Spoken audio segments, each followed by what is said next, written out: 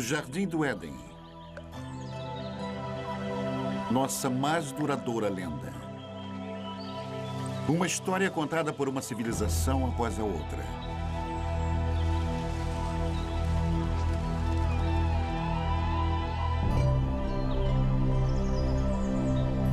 Uma história de sedução. A ira de Deus. Um paraíso perdido.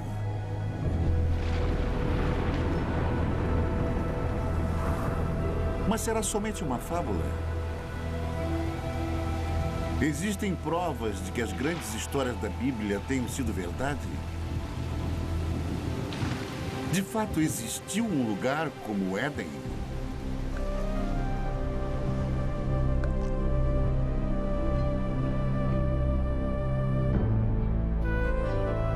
Hoje, a procura pelo Jardim do Éden nos leva a uma terra seca e abandonada, a um lugar chamado Mesopotâmia. Mesopotâmia. Retorno ao Éden.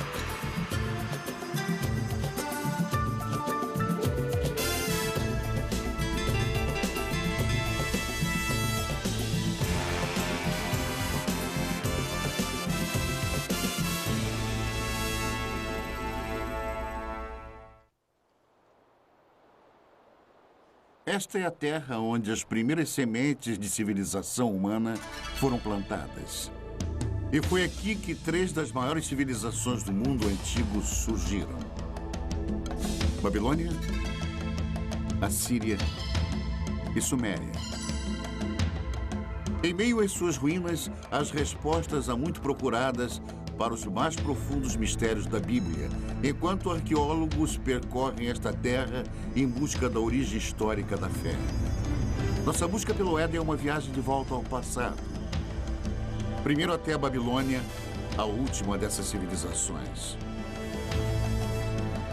Depois, mais distante no passado, até os assírios, os primeiros mestres da arte da guerra.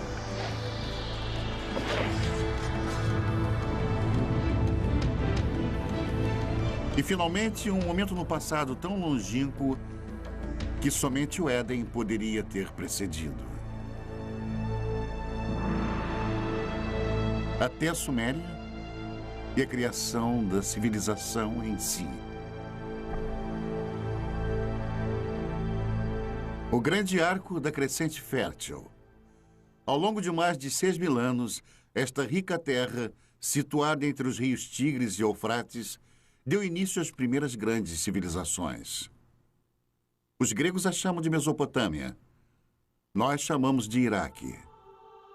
Subpondo as camadas da história daqui, podemos trilhar as origens de nossas histórias mais antigas e nos transportar às raízes mais profundas da fé. Nossa jornada começa na margem oeste da Mesopotâmia, em Israel. Uma descoberta casual em 1947 voltaria a atenção do mundo para a arqueologia e para a Bíblia. 2 pastores beduínos estão conduzindo seu rebanho de cabras pelos rochedos de Qumran, a alguns quilômetros a leste de Jerusalém. No calho do deserto, eles notaram uma pequena caverna oculta num declive rochoso curioso. Um começa a subir. Não é raro encontrar artefatos antigos e valiosos nestes penhascos.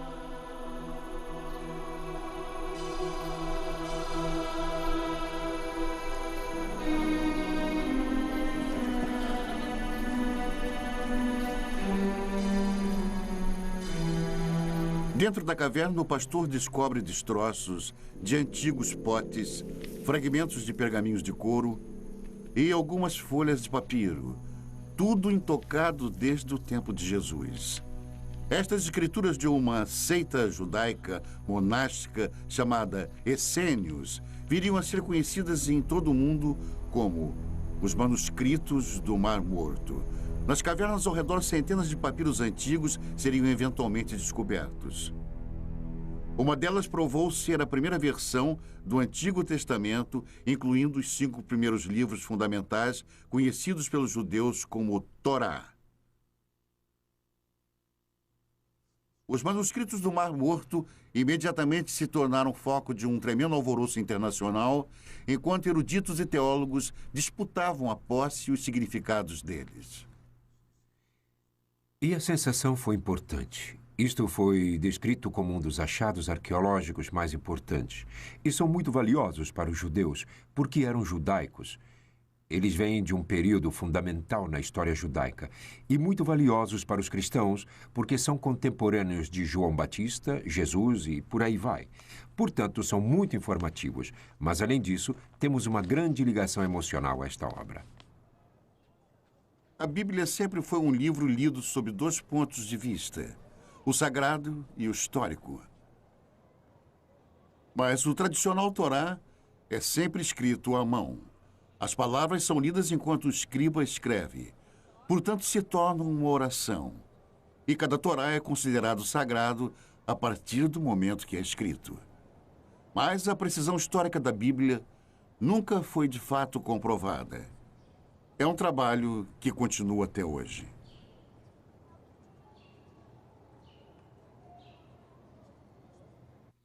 Alguns dos livros da Bíblia são excelentes livros de história. Aliás, os primeiros livros históricos que existem, e muito preciosos, pois temos comparado com outras fontes, e eles mostraram ser muito preciosos. Por isso são tão importantes.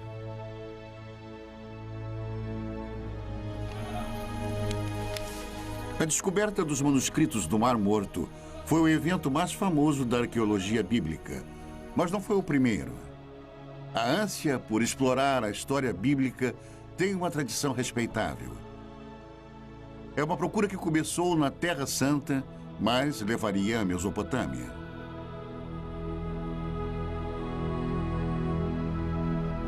Ao longo da história, viajantes místicos e fiéis têm sido trazidos aos locais onde as grandes histórias da Bíblia ocorreram. Mas com a chegada do século XIX, um novo tipo de peregrino procurou fortificar sua crença na Bíblia através da recente ciência da arqueologia. Certamente não poderia haver confirmação maior de sua fé do que provar que a história bíblica foi real. O primeiro propósito dos arqueólogos bíblicos foi localizar lugares mencionados nas narrativas bíblicas e ver se alguma ilustração daqueles contos poderia ser encontrada. Para usar a cerâmica antiga, as antigas muralhas da cidade, as antigas armas como ilustrações de histórias bíblicas que todos eles haviam aprendido na infância.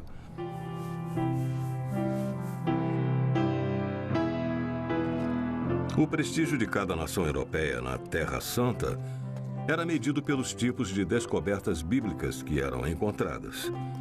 E uma das mais intensas batalhas diplomáticas e políticas que ocorreu na história da arqueologia bíblica foi a descoberta da famosa pedra moabita. Em 1868, na terra de Moab, beduínos da tribo Boni Ramada tropeçaram numa misteriosa tabuleta de pedra enterrada no deserto. Os nativos não eram alheios às antiguidades da área, nem ao seu valor para os europeus. O primeiro ocidental a saber sobre a curiosa pedra negra foi o reverendo Frederick Augustus Klein. Ele imediatamente partiu para a terra deserta, cheia de bandidos, acompanhado somente por alguns guias beduínos. Klein era um missionário, não um arqueólogo. Logo que olhou para o peculiar entalhe de basalto, ele sentiu uma súbita animação, suspeitando que a tabuleta negra pudesse confirmar suas crenças mais profundas. Ele examinou a pedra e fez um molde simples da inscrição. Era numa língua que Klein desconhecia. De volta a Jerusalém, ele procurou ajuda para decifrar a pedra. Quando a notícia do achado começou a se espalhar, as ruas e bazares fervilhavam com os rumores de uma nova descoberta. A inscrição na pedra provou ser o relato do rei Moabe sobre uma batalha também descrita na Bíblia. Pela primeira vez, ali estava uma confirmação escrita, gravada na pedra, de uma história da Bíblia. Duas fontes de um mesmo evento. Para os fiéis, aquela era a prova que estavam procurando. Uma evidência concreta da precisão histórica da Bíblia. Muitos quiseram comparar a pedra, mas os beduínos tinham motivos para desconfiar. No passado haviam sido trapaceados, até mesmo roubados, por caçadores europeus de tesouro. Supondo que algo tão estimado pelos europeus devesse conter ouro, eles jogaram a pedra no fogo na esperança de quebrá-la. Quando o fogo esquentava a pedra, eles derramavam água sobre ela e repetiram isso várias vezes, até que finalmente ela explodiu. Eles não encontraram ouro algum e a pedra estava destruída.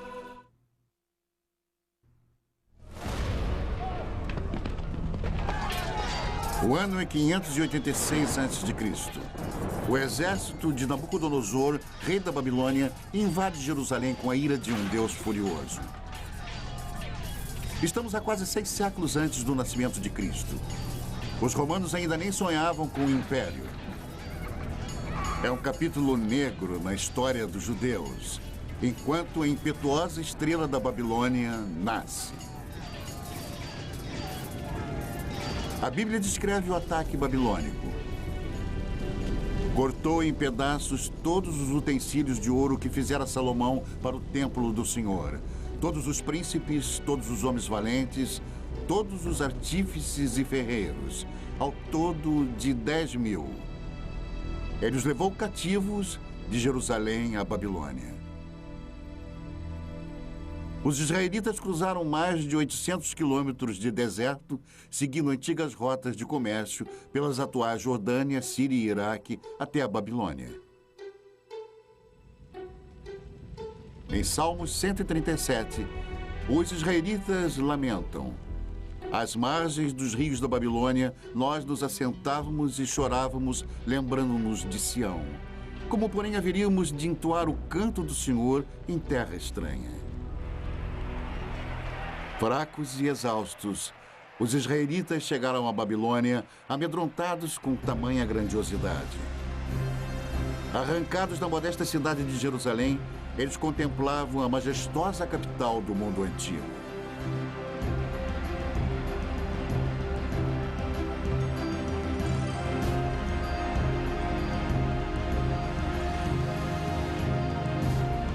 Mas, de alguma forma, os israelitas conseguiram mais do que entoar o canto do Senhor nesta terra antiga.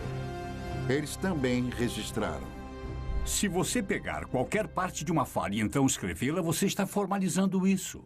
Você imediatamente estabelece um texto que as pessoas podem criticar ou podem dizer: esta é a verdade, tudo mais é errado. Que eu considero como sendo o maior efeito das escrituras da Bíblia ou do Antigo Testamento. Hoje, as muralhas reconstruídas ao redor da Babilônia estampam o nome de Saddam Hussein. Mas um dia os tijolos exaltavam outro nome: Rei Nabucodonosor. Esta foi uma terra de muitos deuses e ídolos pagãos. Um local improvável para o surgimento de um dos textos mais sagrados do mundo. Na verdade, a grande diversidade babilônica criou o clima perfeito. E eles invadiram este solo cosmopolita. Até os mais educados e os mais cultos estavam sendo bombardeados com contato direto com outras pessoas, e digo pessoas diferentes. Os israelitas se viram numa violenta mistura de raças e línguas em conflito com deuses e demônios. Que cidade é esta? O Apocalipse perguntaria. Vestida de púrpura e de escarlate, adornada de ouro, de pedras preciosas e de pérolas. A morada dos demônios, covil de toda espécie de espírito imundo. Babilônia, a grande mãe das meretrizes e das abominações da terra. Mas em meio a todas as abominações, talvez até mesmo por causa delas, foi onde a Bíblia se tornou um livro pela primeira vez. Ameaçados por uma nova cultura esmagadora, escribas hebreus se empenharam em preservar e solidificar a identidade judaica. Durante 3 gerações de escravidão, os escribas uniram a tradição oral de Israel, novas escrituras e textos sagrados em um único manuscrito. Nascia a Bíblia. Felizmente para eles, os babilônios eram bem liberais. Eles os permitiram manter sua própria cultura, sua própria religião, estudar seus próprios livros. Foi isso que preservou a Bíblia até os dias de hoje. Mas como os livros da Bíblia surgiram nos longos anos de exílio, a cultura babilônica teria influenciado profundamente o trabalho dos escribas israelitas. Eles eram pessoas muito cultas, eu suponho. Muitas das que foram exiladas. E escribas conversavam com escribas. Tenho certeza que foi assim que muita informação foi transmitida. E a troca de ideias e conhecimento deve ter sido, eu diria, devastadora, deve ter sido extraordinária. A Bíblia eventualmente refletiria as histórias e tradições dos babilônios e até mesmo das primeiras civilizações mesopotâmicas. Os israelitas não podiam ignorar a cultura próspera e os grandes monumentos babilônicos. Seus templos estavam entre as maiores construções do mundo antigo. Construções públicas enormes. Uma via processional, o palácio de Nabucodonosor, com seus legendários jardins suspensos, palmeiras, o rio. Se você tivesse cruzado o portão de Ishtar, teria sentido o odor da brisa. E era intencional. Você estava na presença de algo poderoso. Mas por todos os lados estava a cidade, as pessoas, os plebeus. Os desfiladeiros, travessas tortuosas, o tumulto de pequenas lojas. Multidões de pessoas caminhando, pequenos bairros, amontoados, cheios de vida.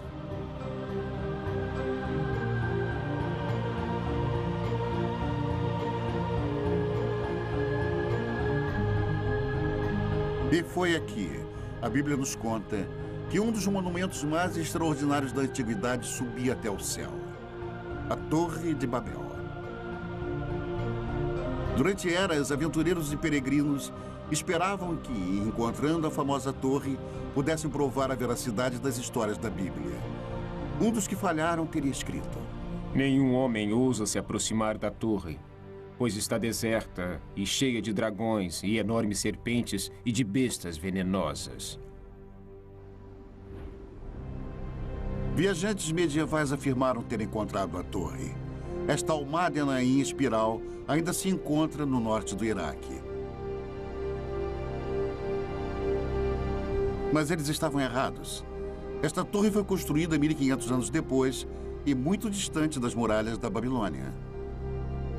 Talvez a mais intrigante possibilidade tenha sido feita por Robert Caldwell, um arqueólogo alemão no início do século. Ele descobriu uma trincheira retangular com alguns tijolos restantes.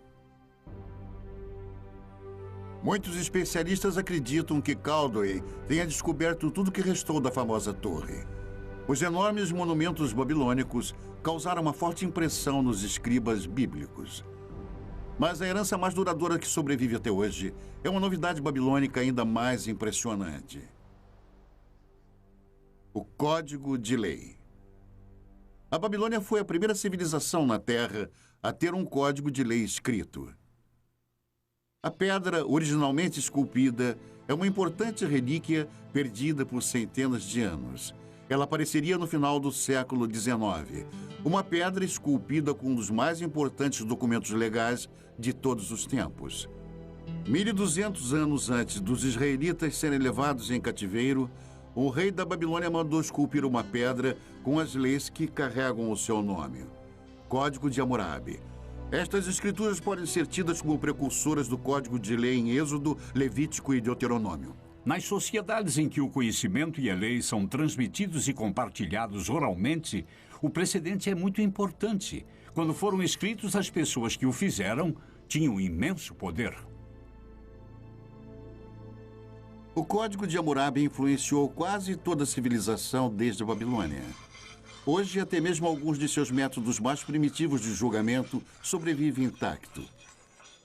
Hammurabi descreve um ritual chamado aprovação. Um teste doloroso, até mesmo mortal, de culpa ou inocência.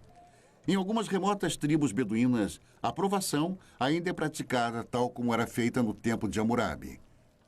Nesta rara filmagem, um sagrado chamado Mubashi irá julgar os acusados examinando suas línguas após eles lamberem uma colher de ferro quente.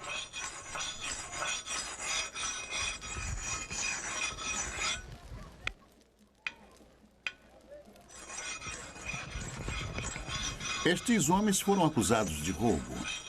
Eles devem se submeter à aprovação ou serem considerados culpados por omissão. Os membros da família assistem ansiosos enquanto os jovens rapazes se preparam para o ritual doloroso.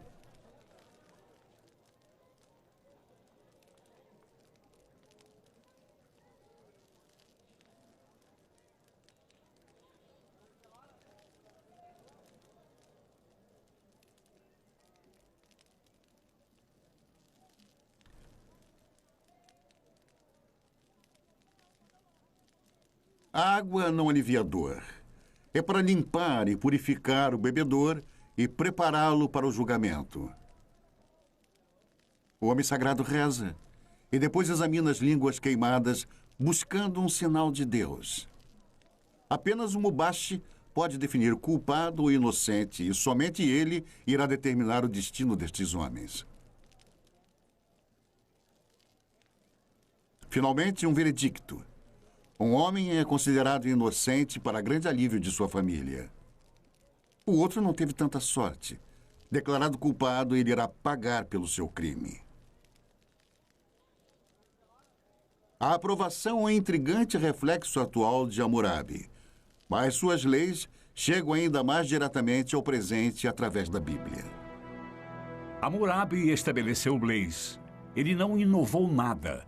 Ele apenas estabeleceu por escrito as leis as quais eram realizadas pelos antecedentes há centenas, se não milhares de anos.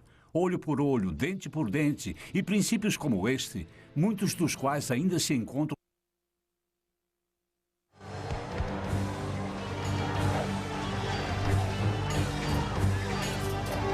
O mais mortal de todos os exércitos mesopotâmicos a viver no Antigo Mundo foram os assírios.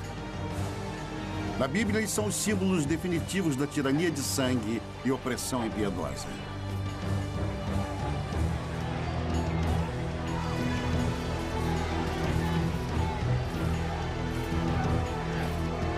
Cem anos antes de Nabucodonosor levar os israelitas em cativeiro para a Babilônia, a Bíblia nos conta que o rei assírio Senaqueribe atacou as terras dos israelitas.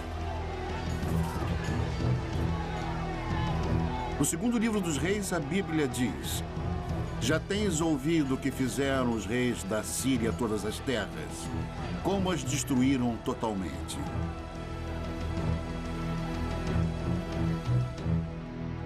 Os assírios eram dominados por reis déspotas. Eles acreditavam no poder absoluto.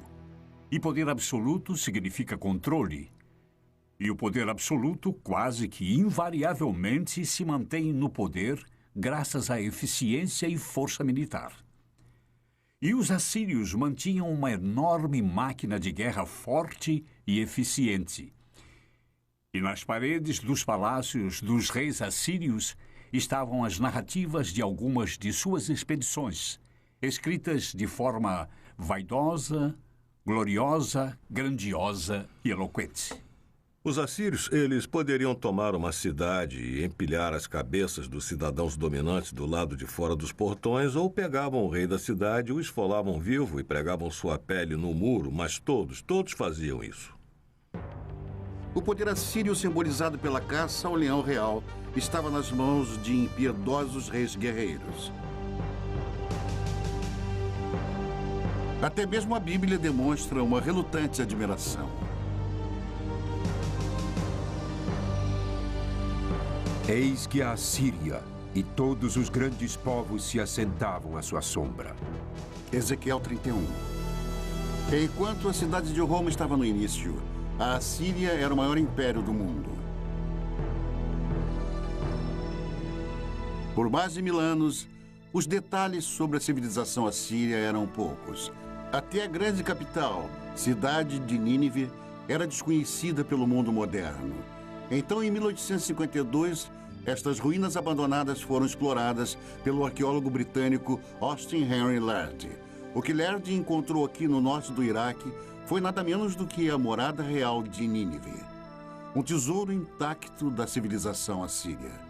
Cavando a terra como um minerador, Lerdy descobriu grandes touros alados e obras de arte espetaculares escondidas dos olhos humanos por um milênio. O mundo estava admirado e vibrante com a nova descoberta. Nínive era outra cidade bíblica encontrada, mais uma confirmação da precisão histórica da Bíblia. Porém, a mais fenomenal das descobertas de Lerdy foi a grande biblioteca de Nínive, uma extraordinária coleção de 22.000 tabuletas de barro gravadas com a escrita cuneiforme dos assírios. A única comunicação direta que temos com as pessoas do mundo antigo, de fato, é o que eles deixaram em seus escritos.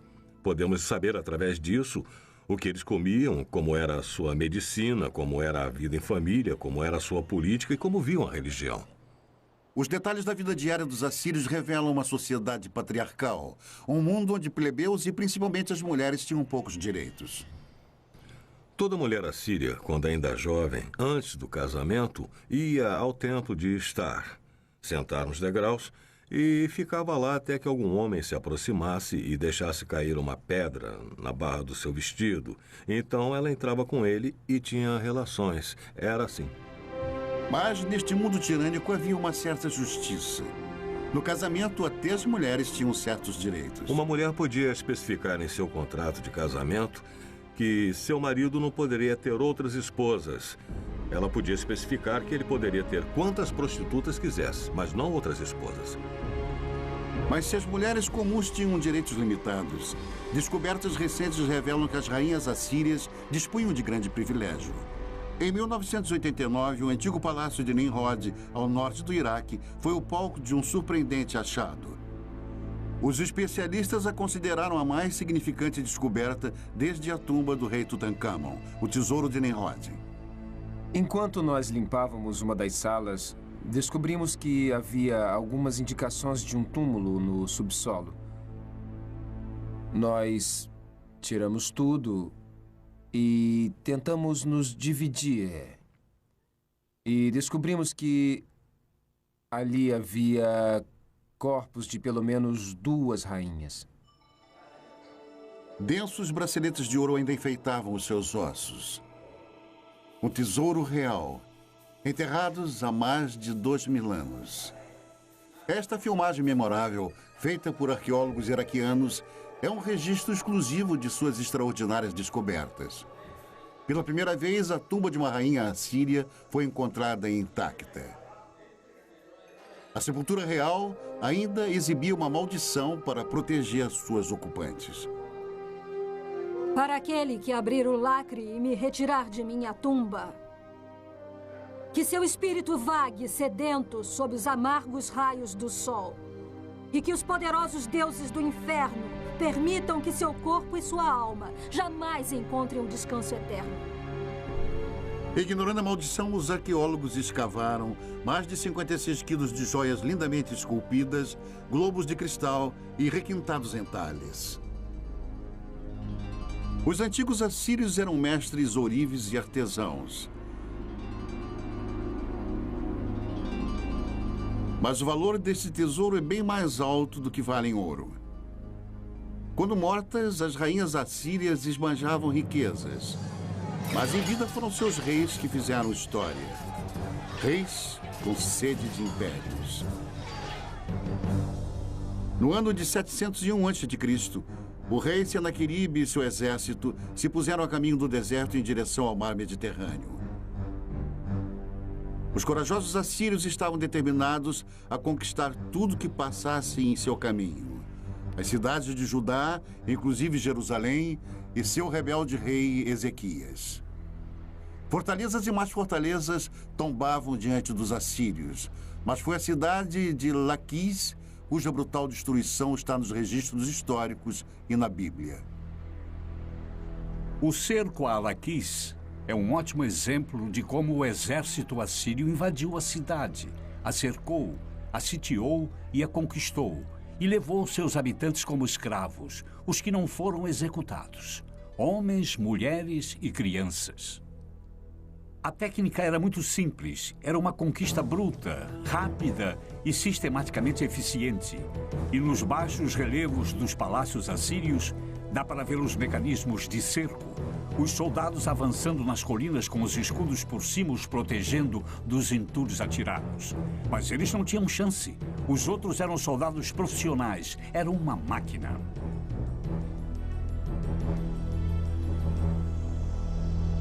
Da cidade capital de Jerusalém, o rei Ezequias sabia que um ataque assírio era inevitável. Ele tratou de fortificar a cidade e ordenou a escavação de um aqueduto subterrâneo, um empenho desesperado para proteger o fornecimento de água na cidade. Diante de um cerco, o plano de Ezequias funcionou. A Bíblia conta que Deus salvou Jerusalém e o rei da Assíria voltou humilhado para sua terra. A versão de Senaqueribe do conflito foi encontrada num prisma de argila enterrado em Nínive. Ele se equipara com a história da Bíblia nos mínimos detalhes, mas seu ponto de vista é bruscamente diferente. Mas quanto a Ezequias, o judeu que não se curvou em submissão ao meu domínio, 46 de suas cidades fortemente muradas, eu ataquei e conquistei. O esplendor de minha autoridade o derrotou. As histórias são contadas de ângulos diferentes, mas estão de acordo. Se você tiver que contar sobre o que aconteceu hoje, e se tiver que contar, contaremos histórias diferentes. Temos a história de Senaqueribe invadindo este país. Cada uma conta basicamente sobre o mesmo evento histórico, completamente sem contradições. Sem contradições, exceto uma. O resultado na versão de Senaqueribe, Ezequias está confinado em Jerusalém como um pássaro na gaiola. Mas, segundo a Bíblia, os exércitos assírios estão contidos nas muralhas de Jerusalém. Este talvez seja o primeiro exemplo de manipulação de informações. O Deus dos israelitas dá a última palavra. Eu vou destruir os assírios em minha terra, a Bíblia diz. E assim disse o Senhor que os assírios serão derrotados. Muito antes, o Onipotente tinha desperdiçado uma civilização inteira. Não há uma única menção do nome deles na Bíblia, mas eles foram chamados Sumérios e contaram a história de uma grande inundação.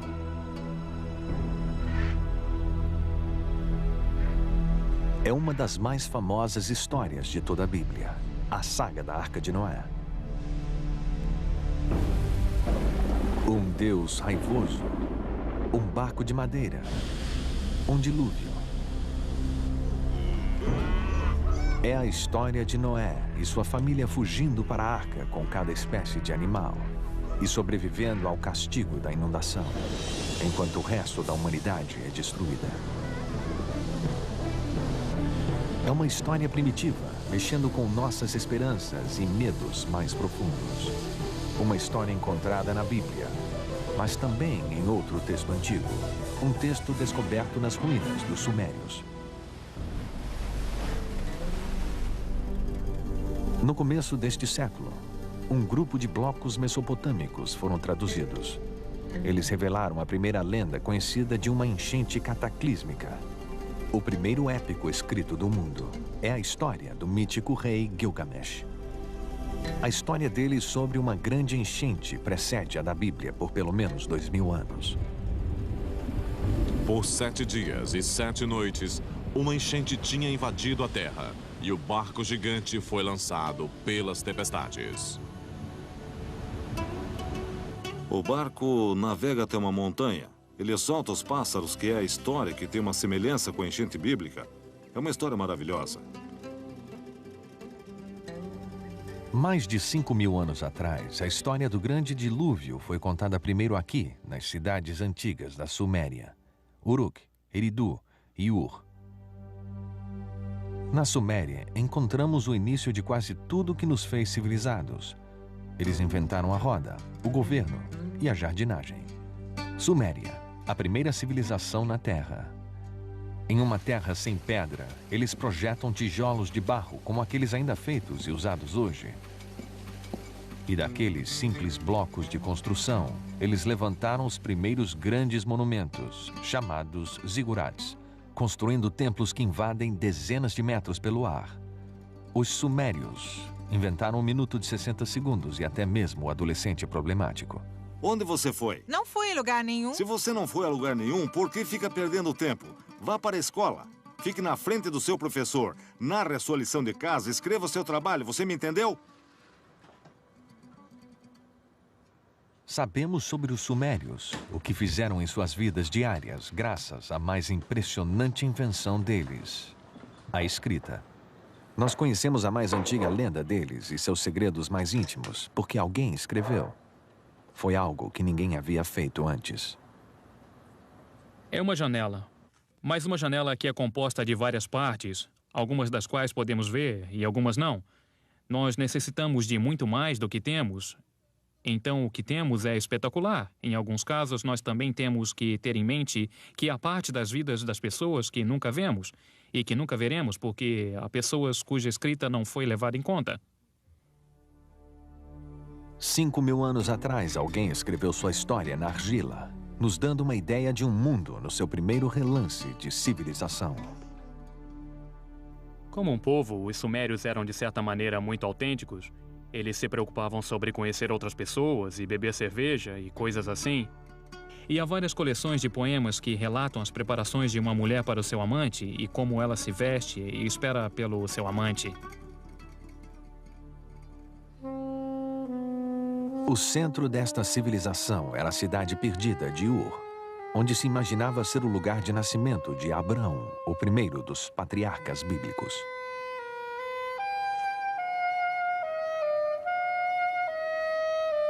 É o sumário de uma cidade bíblica em termos arqueológicos, porque era um lugar de uma das mais famosas escavações arqueológicas que já ocorreu entre os anos 1920 e 1930, por um notável arqueólogo britânico chamado Leonard Woolley. Um arqueólogo britânico descreveu a arqueologia como sendo a ciência dos detritos ou restos, o que é verdade.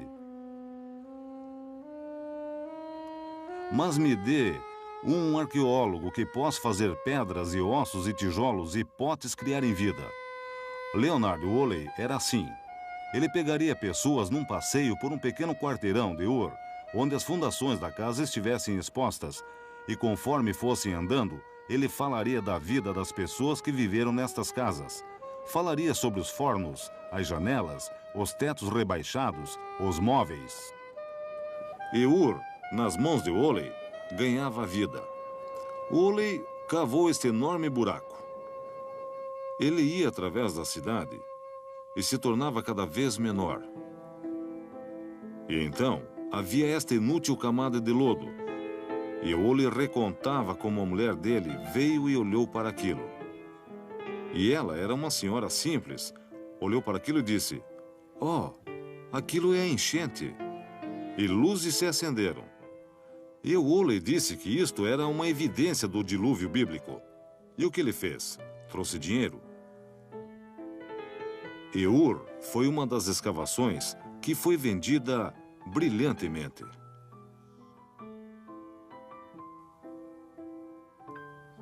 Especulações sobre o dilúvio bíblico causaram uma sensação. Mesmo sem uma prova concreta, foi como se a ciência e a Bíblia tivessem se unido no desolado deserto do sul do Iraque. Woolley iria finalmente desenterrar um tesouro indiscutível. Uma descoberta que trouxe visões extraordinárias para esta primeira das civilizações, as tumbas reais de Ur. Cavando na lama grossa, Woolley descobriu 74 esqueletos arrumados cuidadosamente, todos enterrados ao mesmo tempo. O sepultamento contou a chocante história de uma jornada final de um rei para o além e daqueles que o acompanharam. E a partir disto, ele desenvolveu uma notável história de um funeral real. E a história dele foi algo assim. Primeiro eles cavaram este grande buraco com uma lâmpada de um lado. No buraco, levantaram um sepulcro com pedra na qual o corpo do personagem real foi colocado.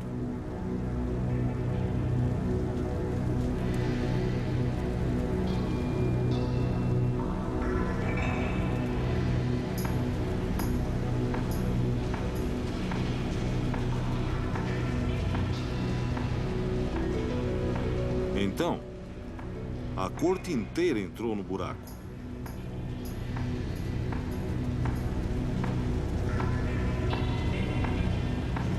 Todos se alinharam e ficaram lá com pequenos potes de argila em suas mãos.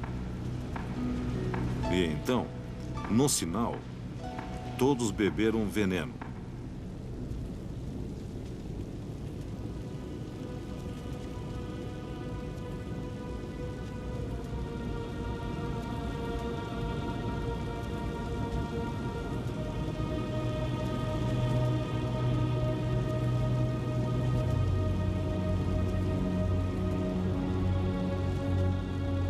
Deitaram e morreram. Então, o príncipe foi para o seu túmulo acompanhado por todos os seus seguidores.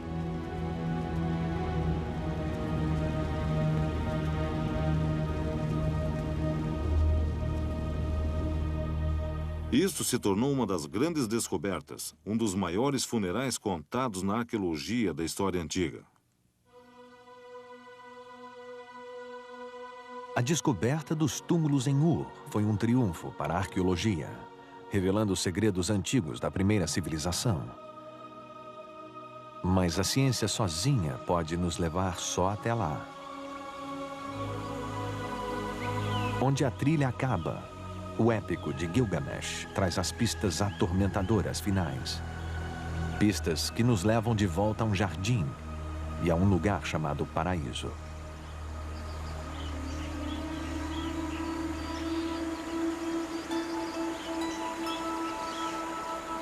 Ah, o Jardim de Éden.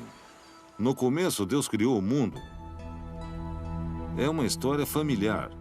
Você tem esse tipo de mito da criação em quase toda a sociedade na Terra. E um desejo constrangedor do povo de um mundo melhor. Jardins de Éden. Paraísos são os desejos de um povo de uma vida menos complicada ou mais fácil, ou uma recompensa por ter trabalhado tão duro.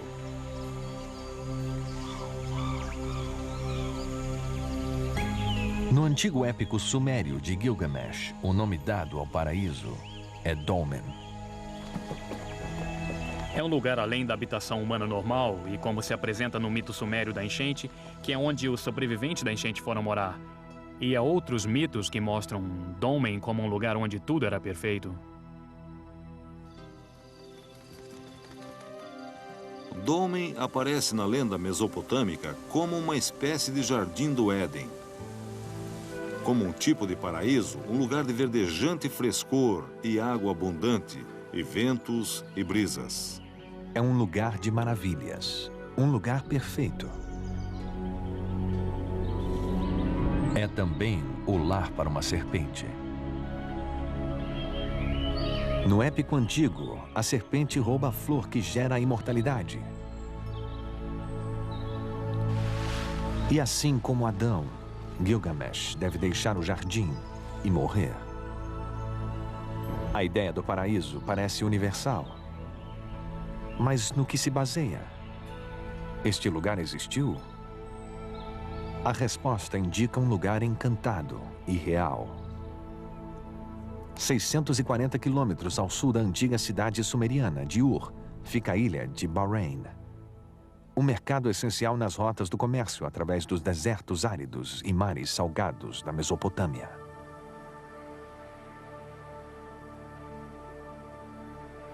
Hoje, Bahrein não é mais um paraíso, mas foi uma vez viçoso.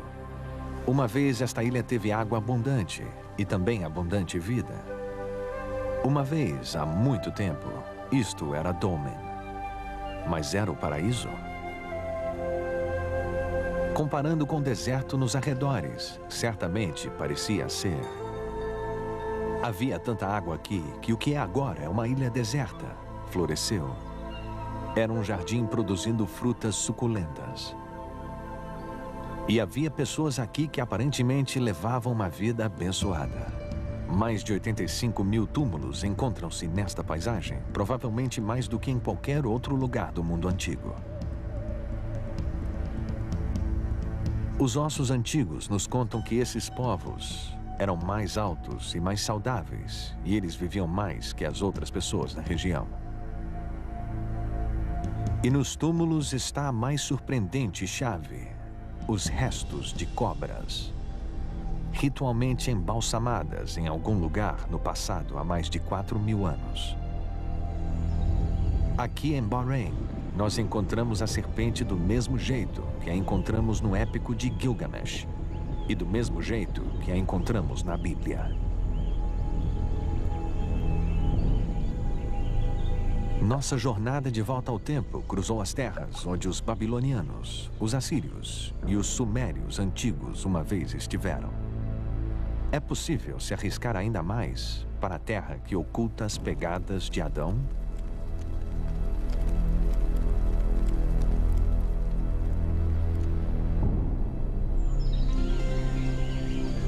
Aqui, fé e razão devem caminhar juntas.